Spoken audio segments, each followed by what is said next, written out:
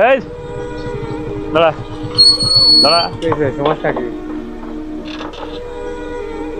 সমস্যা তো একটু আছেই। চাবি নিয়ে নিচ্ছেন গাড়িতে কয়জন চড়ার নিয়ম?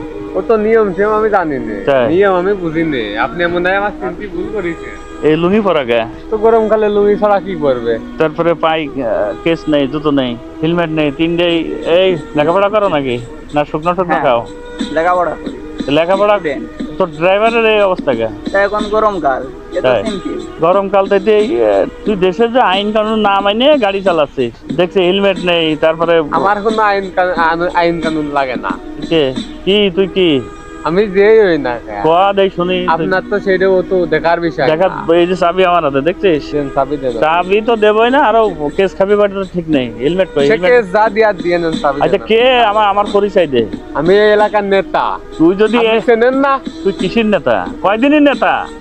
এই তুই যদি নেতা হইস, তুই তো এই 6 মাসের নেতা, 1 বছরের নেতা, 5 বছরের নেতা, আর এই পুলিশ অফিসার আজীবনের নেতা।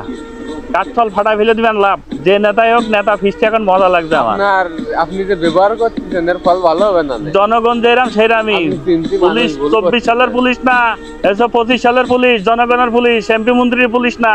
কাঠফল ফাটা ফেলে দিবেন লাভ। তোদের কথা বহুত শুনেছি। ভাগ্যে ভালো যে আমার কনস্টেবল আসেনি, না এতলা তোর পিঠির চামড়া দিলে দিতাম। নেতাগিরি মারাও, তাই না? হ্যাঁ, এখনো মুখ চিপলে দুধ বেরোয় নেতা।